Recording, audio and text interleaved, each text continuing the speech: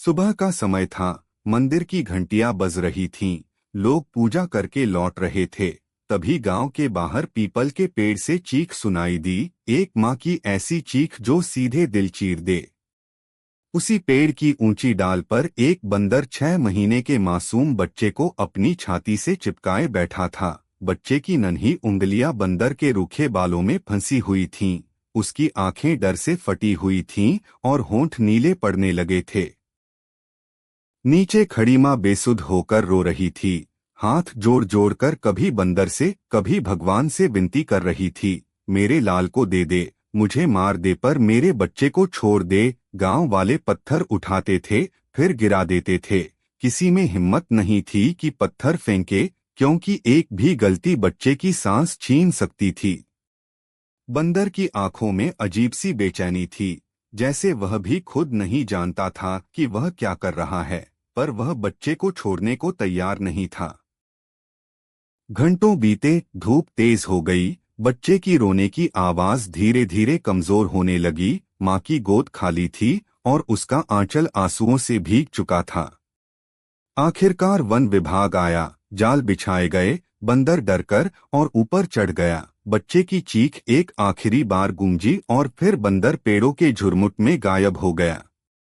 उस दिन माँ की दुनिया वहीं टूट गई। उसका शरीर वहीं था पर आत्मा जैसे उस बच्चे के साथ चली गई। दिन हफ्तों में बदले, हफ्ते महीनों में, और 6 महीने बीत गए, पर हर सुबह वह माँ उसी पेड़ के नीचे जाती, उसी डाल को देखती और अपने बच्चे का नाम पुकारती। लोग उसे पागल कहने लगे, पर माँ का दिल जानता था कि उसका लाल कहीं न कहीं जिंदा है।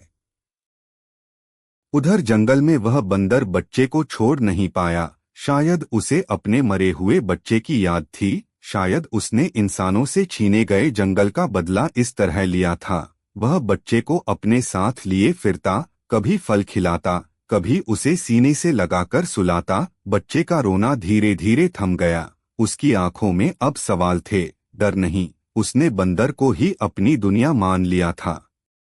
बारिश आई, ठंड आई, बच्चा कई बार बीमार पड़ा। बंदर रात भर उसे सीने से लगाकर बैठा रहा, जैसे कोई पिता अपने बच्चे की रक्षा करता है।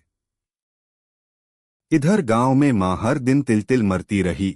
उसने खाना छोड़ दिया, हंसना भूल गई, बस एक ही प्रार्थना करती, हे भगवान, अगर मेरा बच्चा जिंदा है तो मुझे एक बार उसे देखने दे। 6 महीने बाद एक दिन जंगल में आग लग गई। धुआं आसमान तक उठ गया। जानवर इधर उधर भागने लगे। उसी अफरातफरी में वह बंदर बच्चे को लेकर गांव की ओर भागा। धुएं से उसकी आंखें जल रही थीं। बच्चा उसके सीने से लिपटा रो रहा था। गांव के बाहर लोगों ने देखा, चीख मच गई। वही बंदर, वही बच्चा, अब बड़ा हो चुका था। माँ दौड़ती हुई आई, उसकी आंखें एकटक बच्चे पर थीं। मेरा लाल, उसके मुंह से बस इतना ही निकला। बंदर पेड़ के नीचे रुका। बच्चे ने नीचे देखते हुए माँ की ओर हाथ बढ़ाया, जैसे उसकी आत्मा ने माँ को पहचान लिया हो। बंदर की पकड़ ढीली पड़ी। उसकी आंखों में अजीब सी थकान और पश्चाताप था। उसने धीरे धीरे बच्चे को नीचे रखा। बच्चा जमीन पर गिरा नहीं, माँ ने उसे सीने से लगा लिया। ऐसा लगा जैसे 6 महीने की जमी हुई सांसें एक साथ बाहर निकल आई हों। माँ बच्चे को चूमती रही, रोती रही, उसके बालों में उंगलियां फिराती रही, जैसे यकीन कर रही हो कि यह सपना नहीं है। तभी लोगों ने पत्थर उठाए, गुस्से से भरे, पर माँ ने चीखकर कहा, नहीं, इसे कुछ मत करना, इसने मेरे बच्चे की जान बचाई है। बंदर कुछ पल वहीं खड़ा रहा, बच्चे की ओर देखता रहा, फिर बिना किसी आवाज के जंगल की ओर मुड़ गया। माँ बच्चे को गोद में लिए देर तक वहीं बैठी रही। उसकी आंखों से आंसू गिरते रहे, पर उन आंसुओं में दर्द के साथ कृतज्ञता भी थी।